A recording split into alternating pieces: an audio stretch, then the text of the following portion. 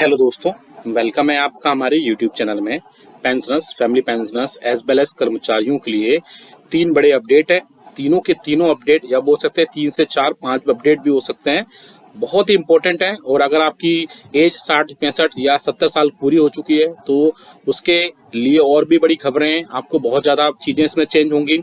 आपको मैं बताऊंगा क्या जुलाई 2024 में डीए और डीआर 55% 54% होने के बाद बेसिक में मर्ज होगा। बड़ी अपडेट आ रही है इस पर भी।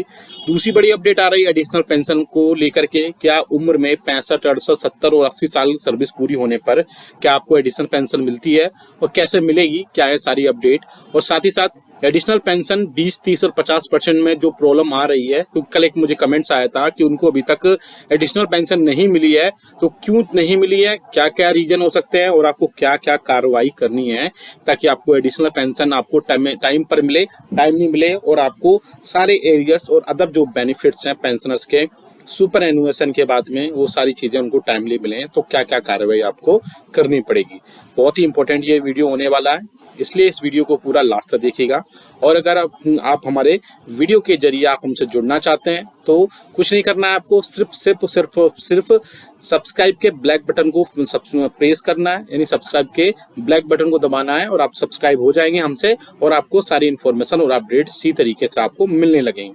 साथ ही साथ आपको एक काम और करना है कि हमारे जो भी लेटेस्ट वीडियोस आए आपके पास, उसके लिए आपको घंटे के निशान को प्रेस जरूर करना है, तभी आपके पास हमारी वीडियोस की लेटेस्ट इन्फॉर्मेशन आ पाएगी और आप हमारे वीडियोस को इसी तरीके से कंटिन्यू वॉच कर पाएंगे। आप हमारे चैनल पर pensioners, family pensioners as well as कर्मचारियों के वेलफेयर से रिलेटेड उनके सर्कुलर, ऑफिस मेमोरेंडम, साथ ही साथ नोटिफिकेशंस दिखाए और समझाए जाते हैं। साथ ही साथ पेंशनर्स की कोई समस्या होती है तो वो भी हम सॉल्व करते हैं और उनको सही रास्ता दिखाया जाता है। अभी तक बहुत सारे पेंशनर्स का फायदा भी उठा चुके हैं। आप कमेंट्स में पढ़ सकते हैं कि कैसे पेंशनर्स हमें कमेंट्स करते हैं, अच्छे अच्छे कमेंट्स करते हैं। उसके लिए आप सभी का थैंक यू। चलिए पहले बड़ी खबर का तब लेकर चलते हैं जो कि आ रही है जुलाई 2024 में। पहले देख लेते हैं कितना प्रतिशत डीए और डीआर हो सकता है। आपको पता है कि जनवरी 2024 में आपको 50% महंगाई भत्ता और महंगाई राहत मिल चुका है। ऐसे में आप कर्मचारी और पेंशनर्स जानने के लिए बेताब हैं कि उनको जुलाई 2024 में महंगाई भत्ता और महंगाई राहत कितना मिलेगा।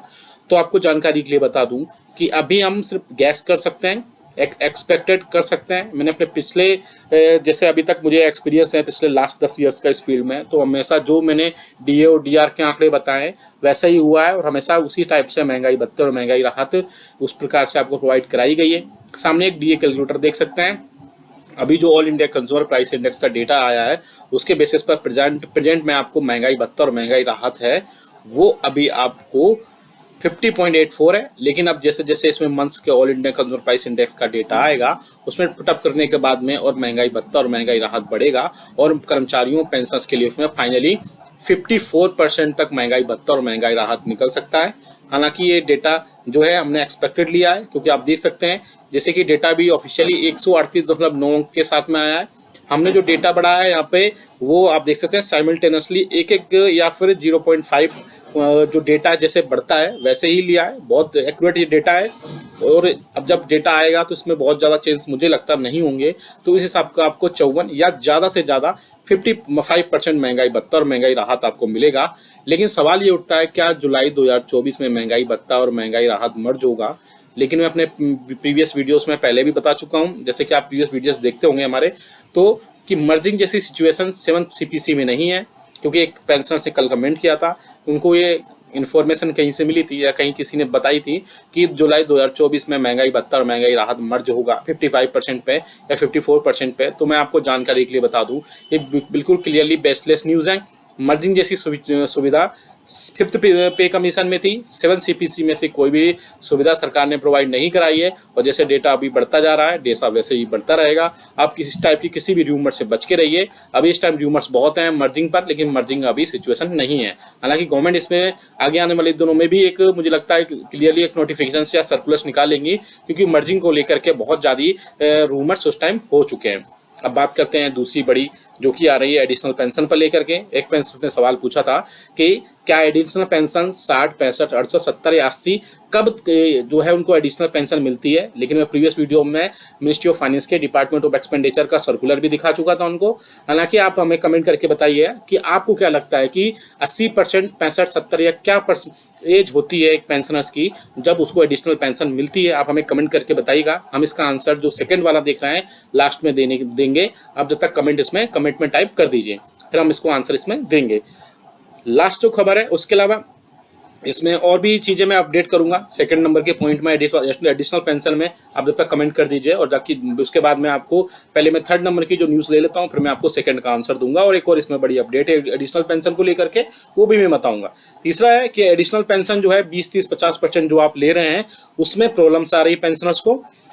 प्रॉब्लम्स क्यों आ रही है उसका रीजन बता देता हूं। क्योंकि जब इस पर से माइग्रेशन हुआ पेंशनर्स का, तो वहां पर कई सारे डेटा चेंजेस हुए। जैसे डेट ऑफ बर्थ चेंज हो गई।